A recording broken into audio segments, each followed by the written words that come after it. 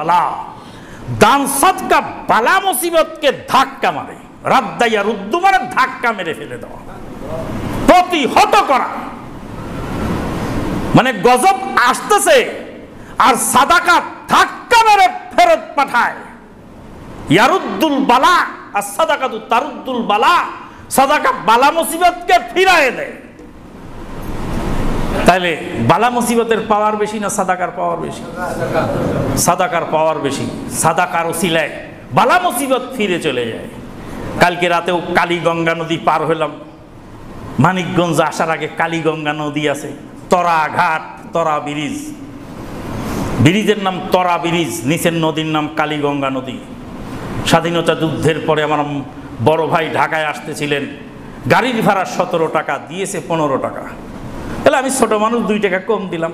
নাম বেটা, ছোটকালে সিটারি শিখেছ, হ্যাঁ 17 টাকার ভাড়া 15 টাকা দিয়ে বলে 15 টাকা 2 টাকা কম দিলাম। না বেটা, নাম বলছে, ভাইও নেমে গেছেন। ভাই বললেন যদি বলতে আর 17 টাকা 15 টাকায় নেওয়া যাবে না, আর 2 টাকা লাগবে, তো আমি 2 টাকা দিতাম। কিন্তু নাম বলাতে রাগ উঠে গেল, আমিও নেমে গেলাম। নেমে যাই, ভাই আর এক গাড়িতে উঠলো কালীগঙ্গা নদীর ওখানে। তখন ছিল ফেরি ছিল। আমার বড় ভাই পরের গাড়িতে আসছে। আমার মা ডিম দান করছে, ডিম, একটা ডিমের দাম 25 পয়সা, 1 টাকা হালি। স্বাধীনতা যুদ্ধের পরে 1 টাকা হালি ডিম, মুরগির ডিম, 25 পয়সা একটা ডিমের দাম। সেই ডিমটা এক ফকিন্নি মহিলাকে দিয়ে বলছে যে আমার বেটা ঢাকায় গেছে, দোয়া করো। ফকিন্নি মহিলা ডিম হাতে নিয়ে, ডিম তো জামাইকে ভেজে খেতে দেয়। আগের জামানায় ডিম পাওয়া যেত না, গ্রামে খুঁজে বাইর করতো, জামাই আসলে ডিম ভেজে খাওয়াতো। আর একটা ডিম ভেজে পুরা ফ্যামিলির লোক একটু একটু ছিঁড়ে ছিঁড়ে খেত। এরকম আগে, এই পরিস্থিতি আগে এমন ছিল স্বাধীনতা যুদ্ধের পরে। একটা ডিম ফকিরকে দান করছে আমার মা। ফকিরকে ডিম তো জামাইয়ের খাদ্যটা আমাকে দিলে কেন? বলে আমার বেটা ঢাকায় গেছে, দোয়া করো।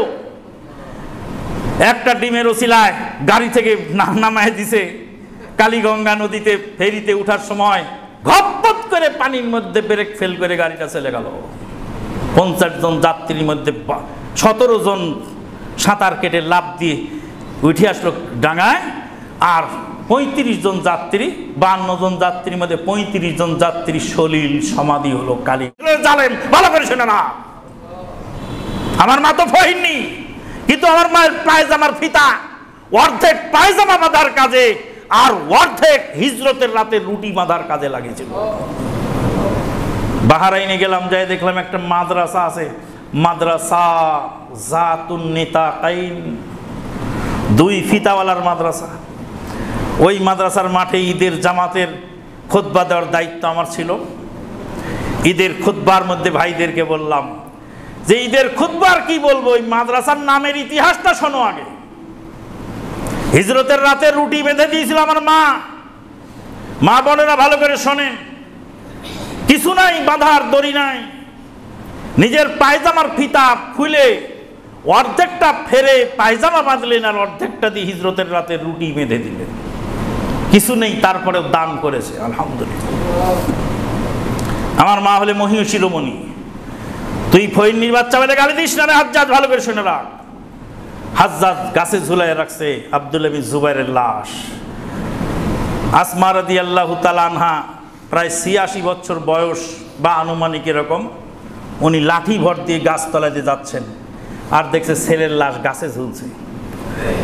লাশের সামনে দাঁড়িয়ে বলছে, বেটা, হে আব্দুল্লাহ, তুই সারা জীবন খুতবা দিতি মিম্বরে চড়ে, আর জালেম হাজ্জাজ নিচে বসে থাকতো। আজকে তুই মারা গেছিস, শহীদ হয়েছিস, আর জালেম হাজ্জাজের লোকেরা, জালেম হাজ্জাজ নিচে তোর পায়ের নিচ দিয়ে হেঁটে যাচ্ছে, আর তোকে ঝুলায় রেখেছে উপরে। তো দুনিয়াতে আল্লাহ তোকে মর্যাদায় রেখেছিল, উপরে দাঁড়িয়ে খুতবা দিতি, আর আজকে মরার পরেও তোর লাশ গাছে ঝুলছে। হাজ্জাজ লজ্জিত হয়ে লাশ খুলে নিয়ে আসার নির্দেশ দিল। এই হাজ্জাজ মৃত্যুর আগে 6 মাস যাবৎ আল্লাহ তার ঘুম কেড়ে নিয়েছিলেন, ঘুমাতে পারেনি, ঘুমাতে পারে নাই। কত টাকা দরকার তোমার হে জালেম, কত টাকা দরকার হে জালেম, কত ক্ষমতা দরকার দেশের মানুষকে মেরে শেষ করে তারপরে তোমার ক্ষমতা কিভাবে থাকে?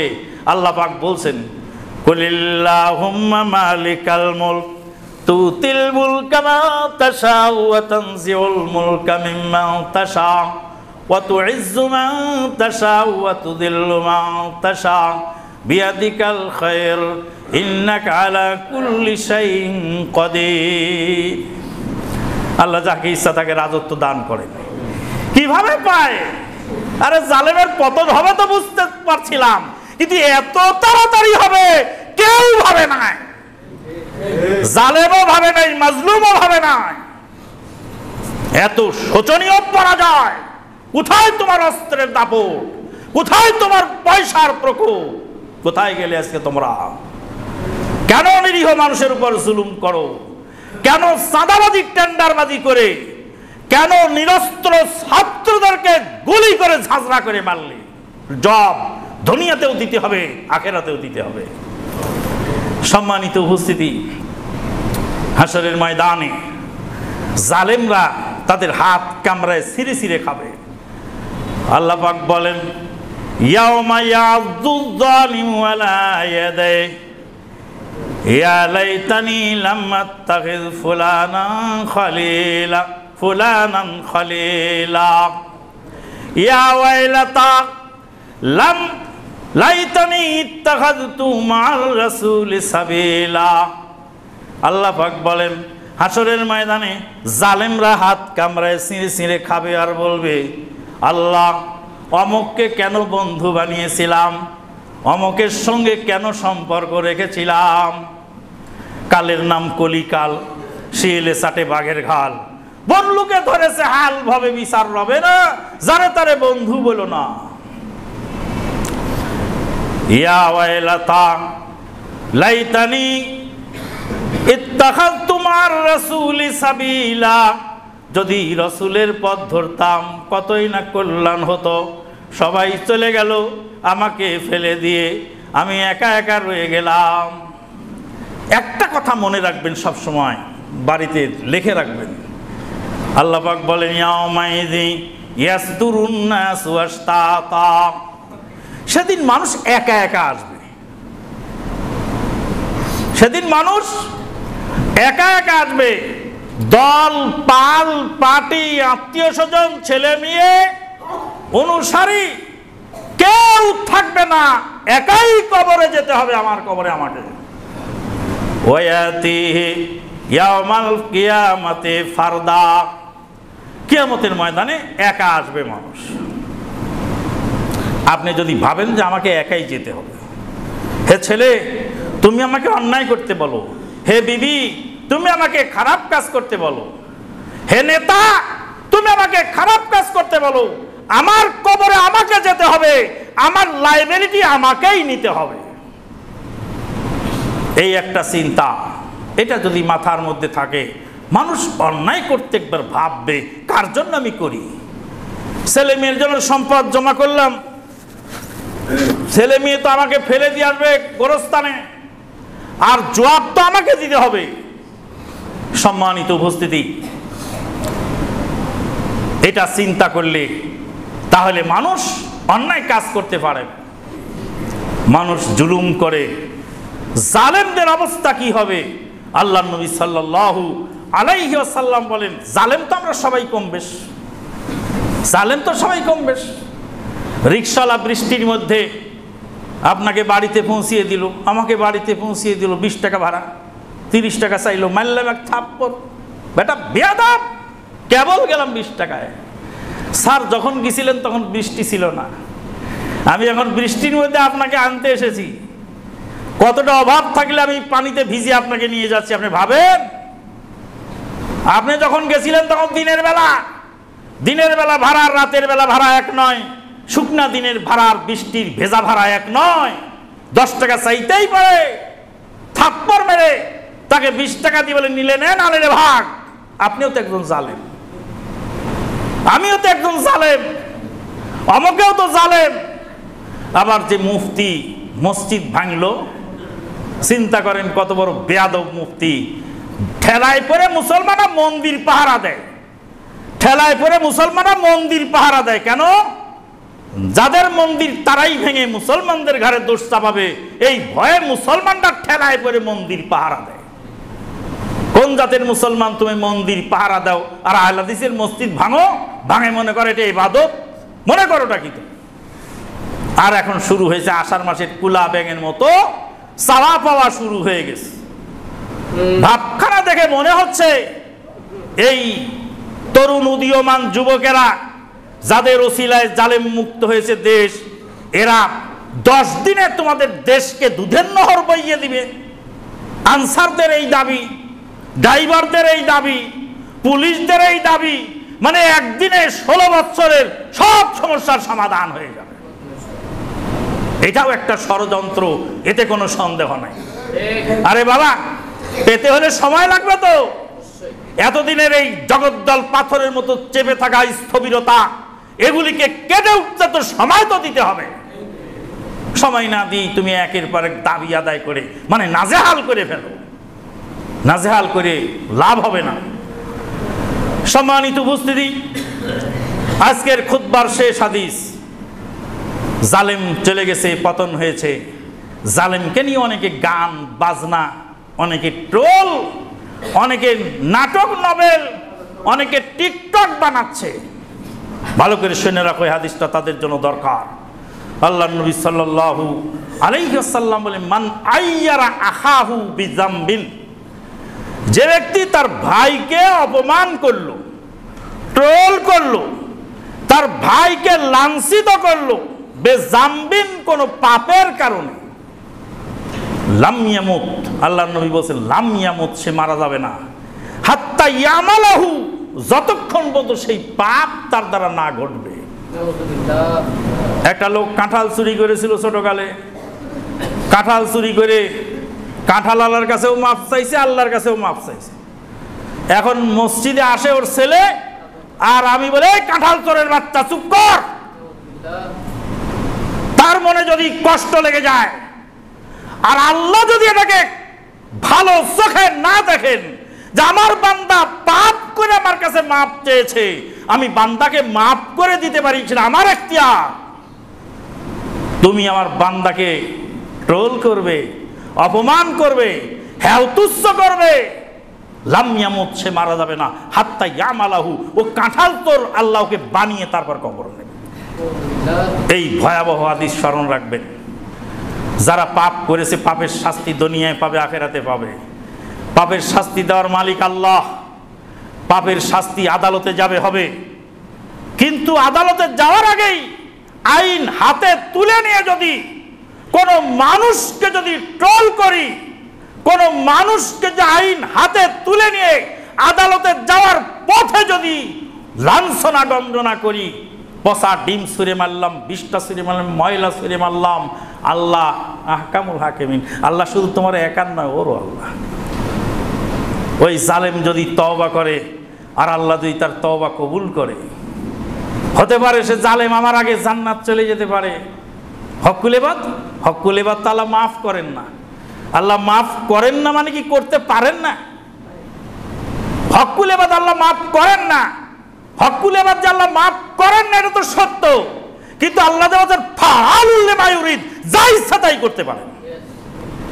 আল্লাহ যদি বলেন যে আমি বান্দার হক নষ্ট করেছে, আমি আল্লাহ বিশেষ ক্ষমতায় মাফ করে দিলাম, ঠেকাও দেখি তুমি কাউকে ঠেকাবা। তাহলে তো আল্লাহ যদি করেন তাহলে তো কিছু করার নেই। তাহলে এই ক্ষেত্রে আপনি কেন ট্রোল করে পাপ কামাচ্ছেন? আপনি কেন জালেম সেজে পাপ কামাচ্ছেন? জালেম মুক্ত হলো দেশ, সাথে সাথেই দেখা গেল গণভবনে যেভাবে লুটতরাজ শুরু হলো, গোটা বিশ্ববাসীর কাছে আমরা লজ্জিত হলাম যে আমরা যে কত নিচু মন মানসিকতার, যে সামান্য জিনিস পর্যন্ত সেখান থেকে নিয়ে চলে যেতে লাগলো।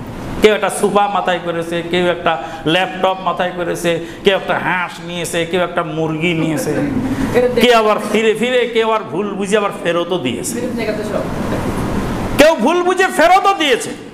কিন্তু বিশ্ব মিডিয়া দেখলো, ফেরত দেওয়াটা তোর বিশ্ব মিডিয়া দেখেনি, দেখলেও অল্প দেখেছে, কিন্তু যারা নিয়েছিল তা তো দেখলো।